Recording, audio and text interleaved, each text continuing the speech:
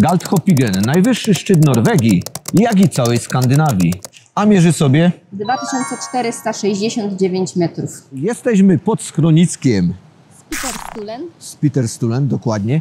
Musimy przejść przez most, przez rzekę się przeprawić i wbijamy się na szlak. Ale zanim zobaczymy się na szlaku, teraz powiemy Wam, jak tu dojechaliśmy, jak to wygląda sprawa z opłatami, z zakwaterowaniem, bądź też z polem namiotowym, jeżeli ktoś będzie chciał rozbić sobie tu namiot, z parkowaniem i oczywiście z trasą do już samego schroniska, ponieważ to jest prywatna droga i wiąże się to też z pewnymi opłatami. Dlatego wszystkie praktyczne wskazówki, uwagi właśnie teraz.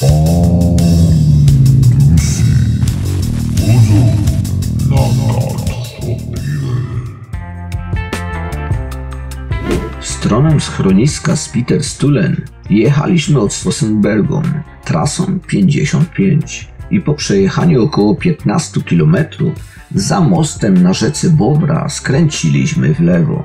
Zresztą wystarczy bacznie obserwować znaki, które dokładnie wskazują nam, w jaką drogę mamy skręcić. No i teraz skręcamy w drogę, prawdopodobnie to już jest skręć w lewo. Odcinek prywatny, za który trzeba uiścić opłatę. Nawet tu jest tak 150 koron, jest tablica informacyjna i uiścić trzeba opłatę już w schronisku. Tu już na wstępie mijamy tablicę informacyjną o czekających nas opłatach. Po łypnięciu okiem na cennik jedziemy w Visdalsvägen, czyli w wolnym tłumaczeniu drogą Visdals w kierunku naszego celu. Po czym przemierzamy 17 km wąskiej drogi, wstępnie asfaltowej, a później już tylko utwardzonej, za to w dość przyzwoitym stanie. Dlatego nasz Van Cross zbyt mocno na nas się nie gniewał. Jednak nadmienić warto, że czwórka na tym odcinku drogi nie była zbyt często używanym biegiem, gdyż na drodze nagle pojawiały się dziury, jak i spacerujące po niej krowy. To krowa. Cześć, cześć ziomek. A przez szczuplutką jej posturę zdarzało nam się korzystać z dość licznie usianych mijanek. Choć ruch nie był zbyt intensywny, więc w tej kwestii mieliśmy luz.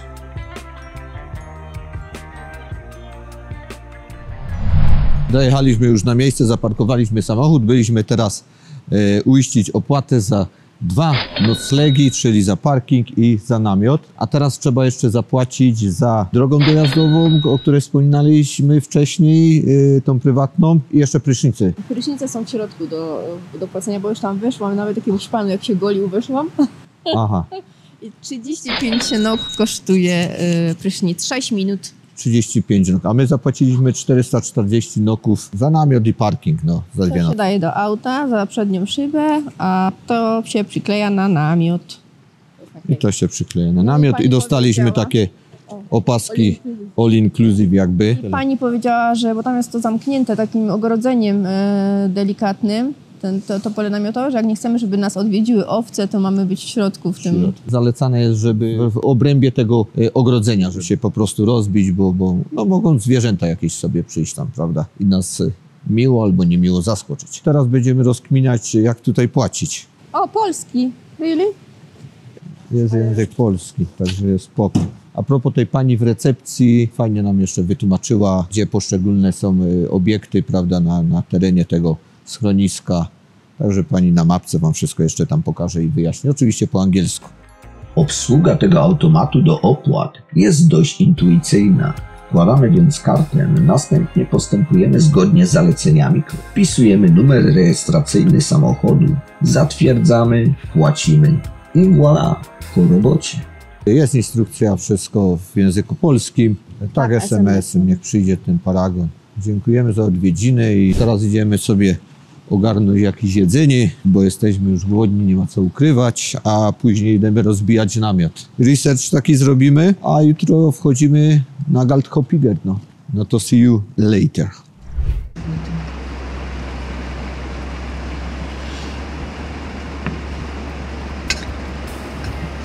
Głodni szybko znaleźliśmy sobie kącik kulinarny, do którego dosiadło się 2 młodych panów.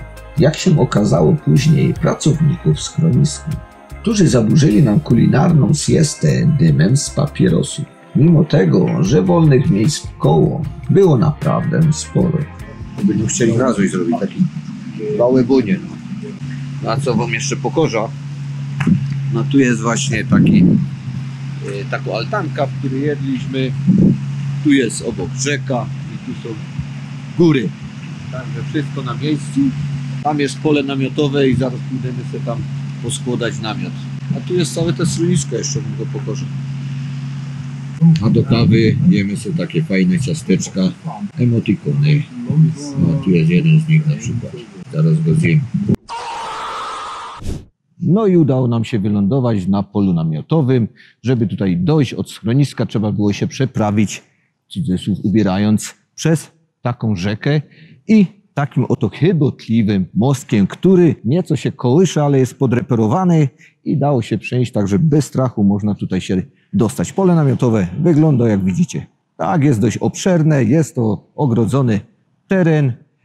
No miejsc stricte na namiot jest mało, bo jest dużo jakichś krzaczorów, dużo nierówności, kamyków, ale można jeszcze mokradeł, ale można sobie znaleźć. My sobie znaleźli takie miejsce. W miarę jest ok, ważne, że jest sucho, może nie jest zbyt równo. I jest fajnie, bo jest blisko do tego przejścia, prawda, tym mostkiem i samochód też mamy tutaj z brzegu na tym parkingu, także wszystko jest elegancko, a okoliczności przyrody, jak widzicie, mamy tutaj takie, czyli zarąbiszczaste. Fajnie będzie się rano obudzić i wypić kawa, patrząc na takie widoki, delektować się tym wszystkim, tymi cudami, prawda, natury. A teraz bierzemy się już za rozbijanie namiotu.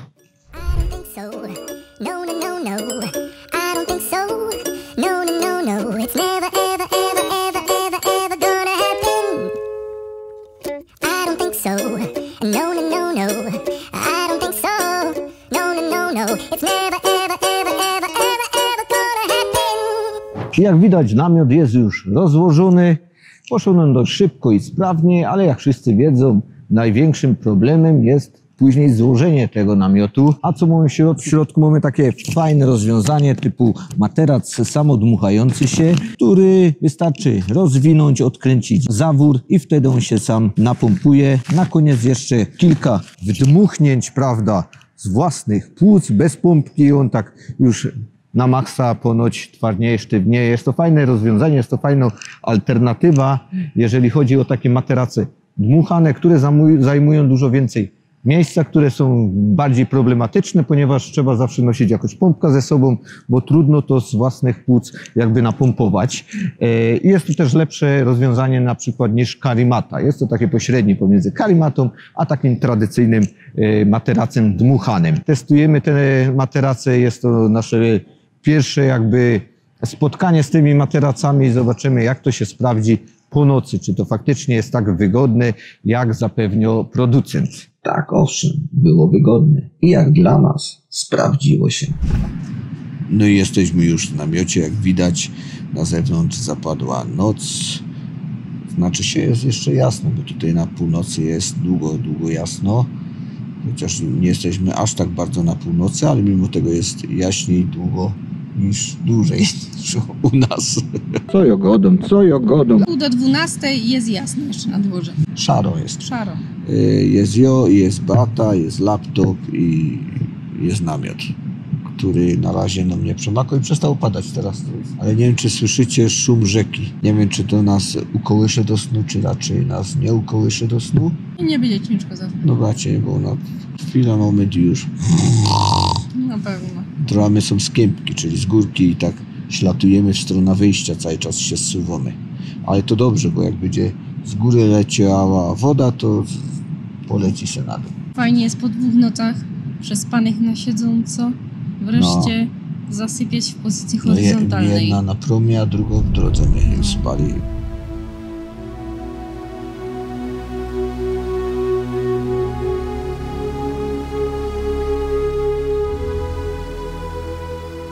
Schronisko Spittelstuhlen jest jednym z najstarszych schronisk w górach Jotunheim i największym prywatnym schroniskiem w tych górach prowadzonym od zawsze przez jedną rodzinę. Na początku XIX wieku przebudowano tu chatkę pasterską na pierwsze prymitywne schronisko. W kolejnych latach sukcesywnie rozbudowywano tutejszy kompleks o kolejne budynki. Zaś w 1978 roku zburzono główny budynek i postawiono w jego miejsce nowy. Była to ostatnia poważna przebudowa, ale część starych budynków przetrwała do dziś. Obecnie według informacji podanych na stronie internetowej schroniska jest tu około 280 miejsc noclegowych oraz parking dla kamperów i pole namiotowe. Jednak w naszej ocenie pole namiotowe przygotowane jest średnio, zwłaszcza jeśli chodzi o sanitariaty. Prysznice nie dość, że są dodatkowo płatne, to jeszcze zdarzało się, że w nocy leciała zimna woda. Zaplecza kuchennego też niestety nie znajdziecie. Jest jedynie zlew do mycia naczyń. Co prawda można skorzystać z restauracji, jednak przestrzegamy, że ceny skutecznie mogą zniechęcić do posiłku. A o wypiciu piwa już nawet nie wspomnę. Reasumując, jest drożej niż w innych miejscach w Norwegii, ale niebywałym plusem jest to, że wychodząc spod schroniska możemy zdobyć aż 17 dwutysięczników i to każdy podczas jednodniowej wycieczki. Jeżeli chcecie dowiedzieć się więcej na temat historii schroniska oraz możliwości rezerwacji noclegów i innych praktycznych informacji, odsyłam Was do opisu, gdzie zostawię link do strony internetowej schroniska Spittersturen. A teraz wreszcie Galthopigen. Żeby dostać się na szlak spod schroniska, trzeba przejść przez rzekę, jak wspomniałem wcześniej, i przez ten most właśnie. I później przechodzimy takimi kładkami przez pole namiotowe i już wchodzimy stricte na szlak. Także droga bardzo prosta od schroniska. No i od razu na początku szlaku szlak pnie się ostro do góry. Trochę nam się skomplikowały sprawy, ponieważ chłodziliśmy tak lodówką w samochodzie i rozładował się akumulator. Mam nadzieję, że coś tam się cud wydarzy. Jak wrócimy, ten akumulator ożyje. Ale czy on ożyje, tego nie wiemy. Oby tak było, a jak nie, to będziemy szukać kogoś samochodem, żebyśmy mogli sobie podłączyć kabelki i podładować nasz akumulator kablem. Także myślę, że z takimi ludźmi nie będzie tu problemu. Znajdzie się jakiś dobry człowiek.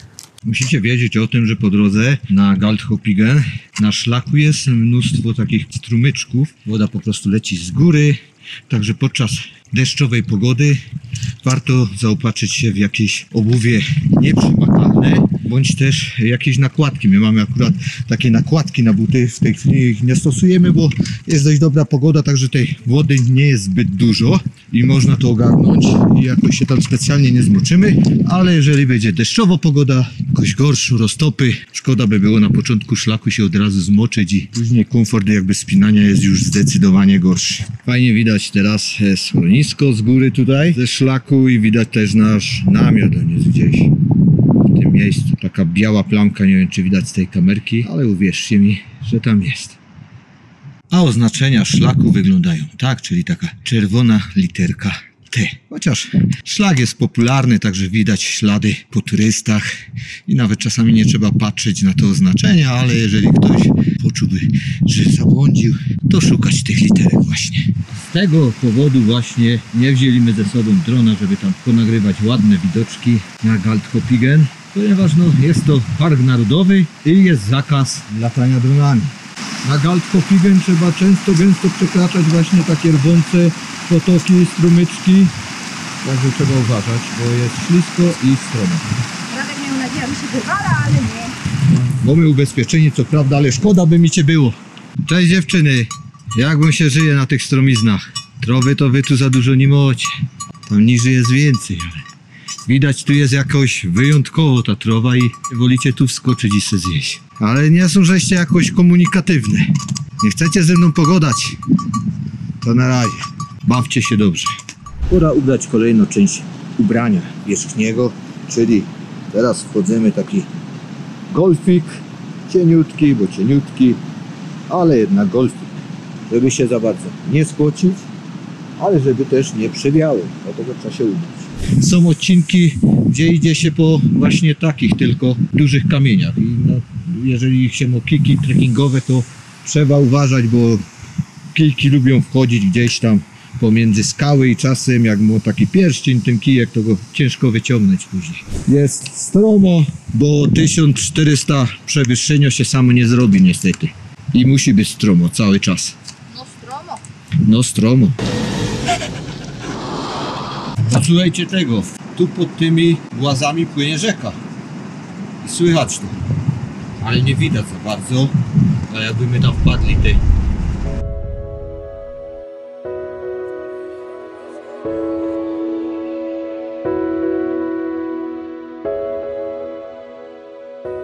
Pierwszy odcinek szlaku raczył nas pięknymi widokami.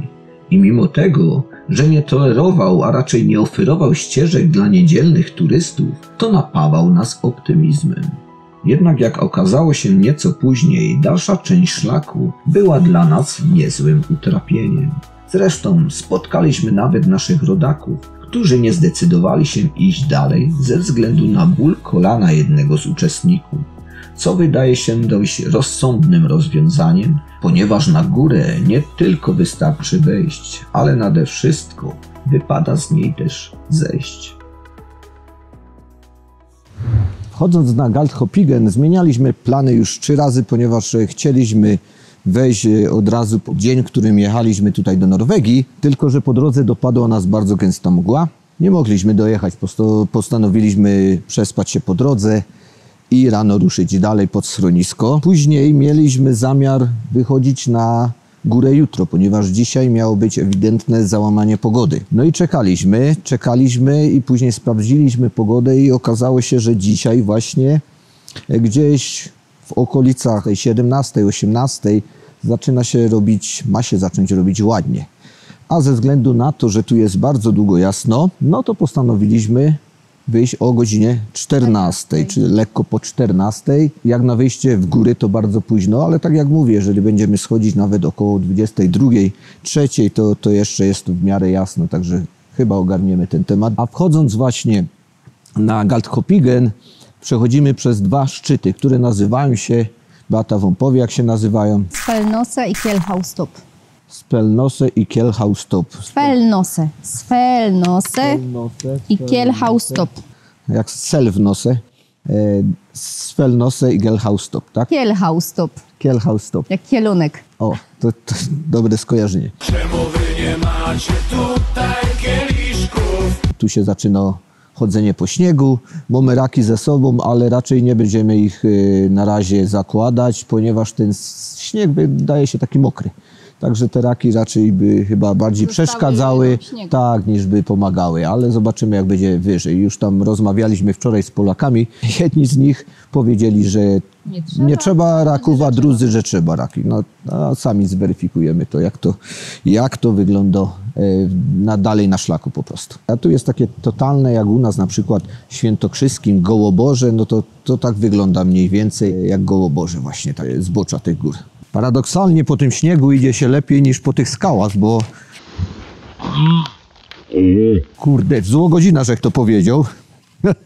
Jeszcze raz. Paradoksalnie po tym śniegu idzie się lepiej niż po tych skałach, ponieważ to jest taki stały grunt. Kiki gdzieś tam nie wchodzą w szczeliny i idzie się fajnie w miarę. Góra Galdhøpiggen znajduje się na terenie parku Jotunheimen. Musimy go dać bardziej z norweska, Beata. Jotunheimen! Ja! Jotunheimen! Nie gadają mi ja. Oni go dają. Hej, hej! Jak się pozdrawiają, to hej, hej! Tak go dają na szlaku, ale pozdrawiają się bardzo mocno, intensywnie. Nie wtulają się w nikogo, bo to Norwedzy tacy nie są bardzo, jak to się nazywa, wylewni. Nie okazują tak zbytnich emocji, chociaż no, mi się nie wydaje, żeby aż tak źle było, jakie krążą o nich opinie. No i jak tobie się idzie po śniegu, Beata, i ogólnie źle idzie się, no mi się idzie dobrze. Widzisz, albo mi się wydaje w tych okularach, że tu jest niebieski ten śnieg, widzisz? O, tu na przykład, gdzie ten kijek był wbity. Patrz, taki jakby ma przebarwienia niebieskie, jak lodowiec. A jeszcze a propos lodowca właśnie, na górę Galdhøpiggen można wejść z 2 miejsc i z jednego miejsca wchodzi się właśnie przez lodowiec, ale to już się wchodzi z przewodnikiem, nie można tam samemu wchodzić, a spod schroniska z Peterstulen można samemu sobie wczłapać na górę, na sam szczyt. Niestety jest to, czego się obawialiśmy, czyli chmury deszczowe. Ale za tymi chmurami wydaje mi się, że tam się przebije niebo. Może przez chwilę zmkniemy, ale na samej górze, na szczycie to już będzie zicher i pełnia widoków oczywiście. No męczące jest to chodzenie po tych kamieniach. To nie jest to przyjemne dla naszych nóg.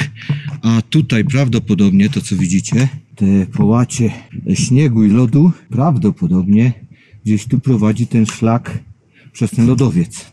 Tak myślę, ale nie jestem tego pewny. Jak już zauważyliśmy, nikt nie wchodzi na górę, tylko zostaliśmy we dwoje. Tylko ludzie schodzą, także no kurczę, musimy się jeszcze pośpieszyć, żeby przed zmrokiem zdążyć. Nie ma co narzekać, trzeba iść dalej. A, to jeszcze ten pierwszy ze szczytów, który trzeba pokonać, a później jeszcze jeden i finalnie Galdhøpiggen.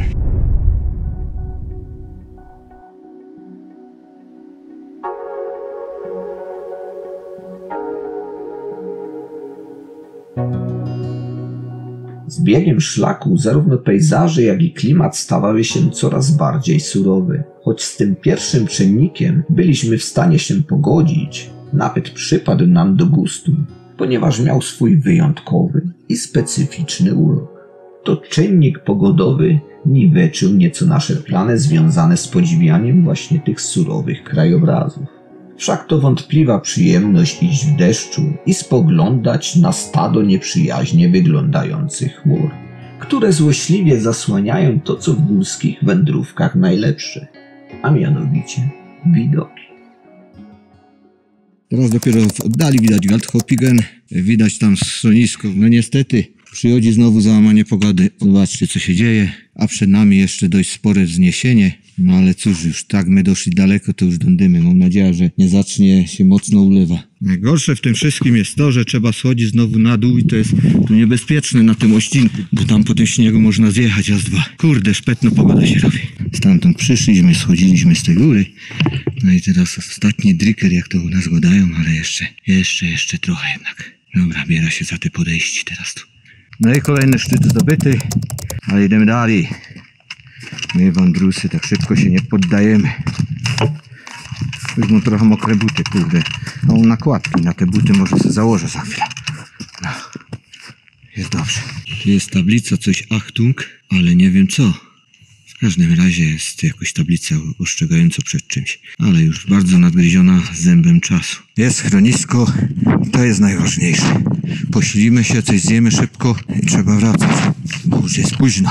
Ale całe szczęście mamy lampy czołowe, także jest gitara.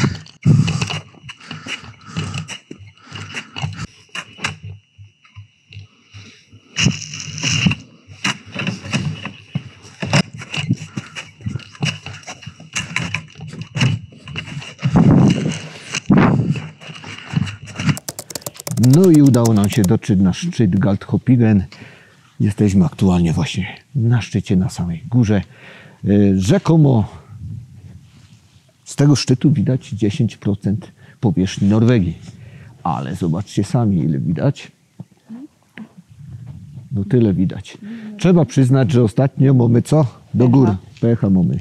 Ostatnio mamy pecha i chyba 5 kolejnych szczytów bez pogody i bez widoków praktycznie. No ale co zrobić, no. Niestety schronisko, które tutaj jest zamknięte. Albo nie wiemy, jak je otworzyć. Zaraz spróbujemy jeszcze raz otworzyć to schronisko. A szkoda, bo one rzekomo jest cały czas otwarte przez cały rok, nie?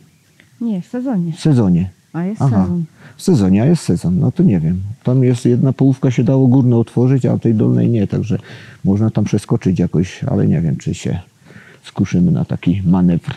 Po prostu liczyliśmy na lepszą pogodę, a okazało się, że ta lepsza pogoda chyba była wcześniej. Do południa, no. Była do południa. Także nie zawsze warto wierzyć w prognozy pogody.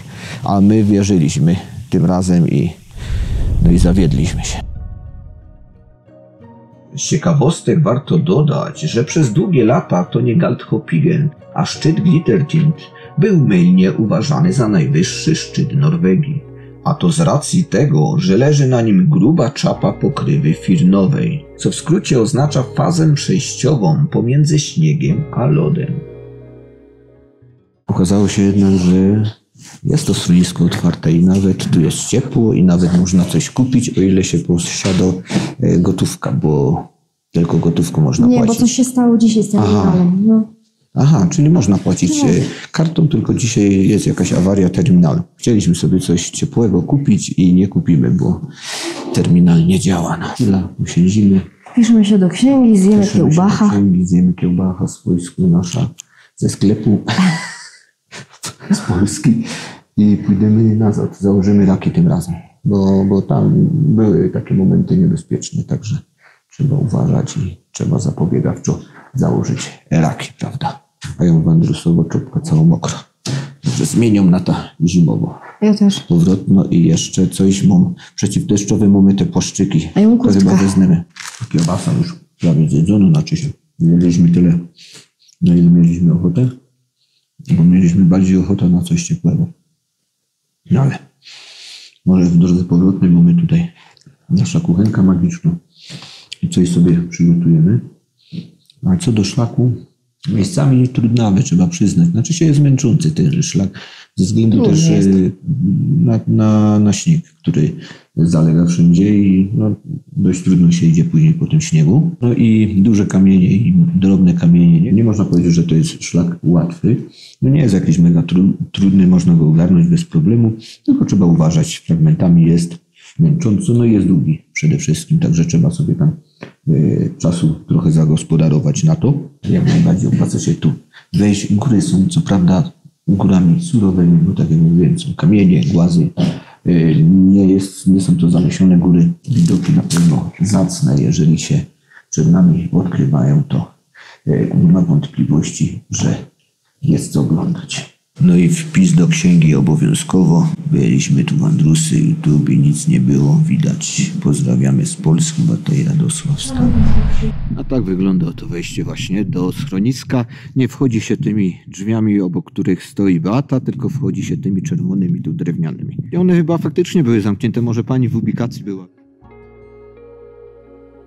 Zanim wybudowano schronisko, które teraz widzicie, na szczycie stały dwa prywatne budynki z drewna, służące turystom za schronienie. W jednym z nich nawet serwowano posiłki. Niestety kolejno w 1961 roku i 1970 roku zostały doszczętnie zniszczone przez wichury.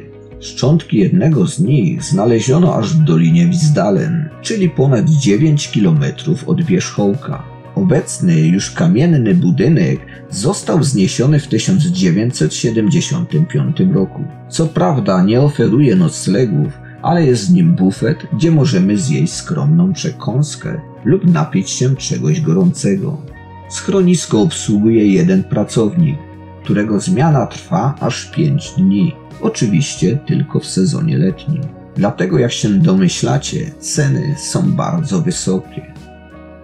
Gdy opuściliśmy schronisko, pogoda choć nieco się poprawiła, to jednak nie pozwoliła w pełni cieszyć się krajobrazami widzianymi ze szczytu.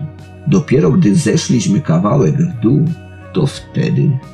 Ludzie, i co się stało się? Widoki.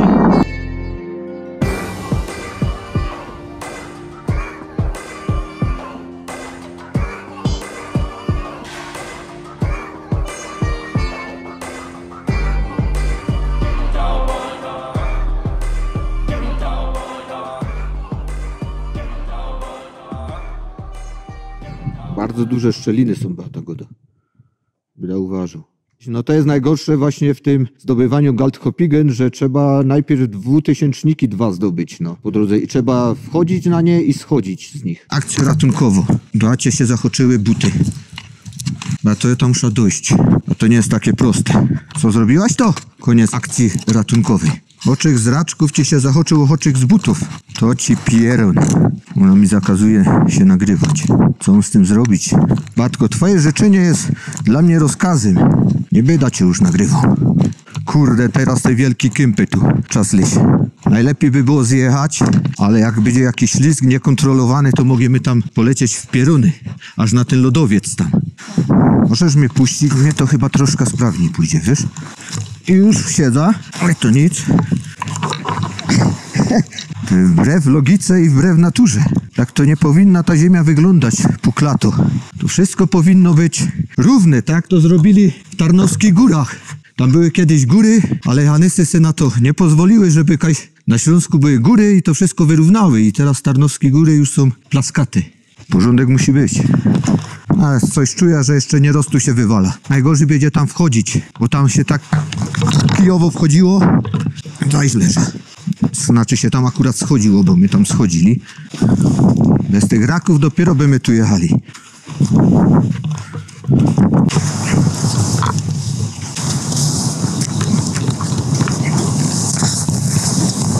Pomału jada. No kamerka mi się przykrzyła. Już nie są doma.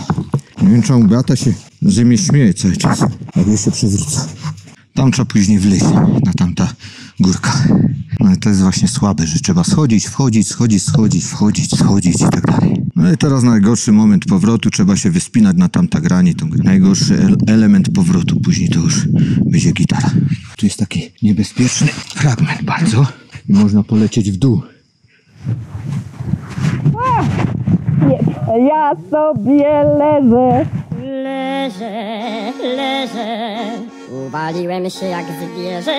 Beata się cały czas sobie śmiała i w końcu przyszła kreska na Matyska. Ja miał kilka takich wypadków poślizgowych i Beata za każdym razem się ze mnie śmiała, ale moment ciężkie dość plecaki i zawsze nas przeważy. Jakby my nie mieli plecaków, to by nas tak nie przeważało szybko.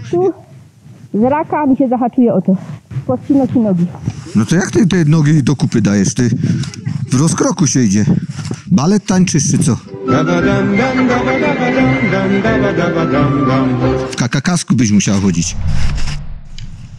No i przyszło nam schodzić przy latarkach. A jeszcze kawał drogi. Hej. Jest progres, jest dobrze, bo widać już pole namiotowe. Schronisko już od dawna było widać. I co zauważyliśmy, sporo ludzi wychodzi w nocy w góry, ale to z tego, co rozmawiałaś tam z tymi młodymi, nie? To oni wychodzą po prostu spać, wychodzą, rozłożą namioty pewnie i idą spać. Taki nocny trip sobie robią. Fajnie, że nie siedzą tam gdzieś przy piwku czy przy telefonach, tylko idą sobie w góry. Super sprawa i takie młodziutkie dziewczyny, to plecaki to były większe od tych dziewczyn, nie? No, wiem, że już nas nie widać, ale właśnie doszliśmy na pole namiotowe. Dobranoc Państwu i dziękujemy za obejrzenie tego odcinka.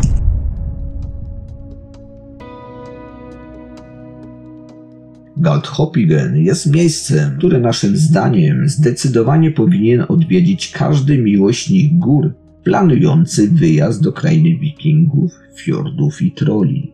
Choć szlak nie należy do najłatwiejszych, to dla ludzi o w miarę przyzwoitej kondycji nie powinien być jakimś mega wielkim wyzwaniem. Nas dość srogo zmęczył, a i sama góra nie uraczyła najlepszymi widokami. Jednak byliśmy i jesteśmy przeszczęśliwi, że udało nam się zdobyć najwyższy szczyt Skandynawii. Tym bardziej, że to był dopiero początek naszej przygody z niesamowicie piękną Norwegią. Dlatego zapraszamy Was do śledzenia całej naszej serii filmów z tego ujmującego swoją przyrodą kraju. Zachęcamy też do aktywności na naszym kanale i z góry za to dziękujemy. A teraz już do zobaczenia gdzieś w świecie i do zajść.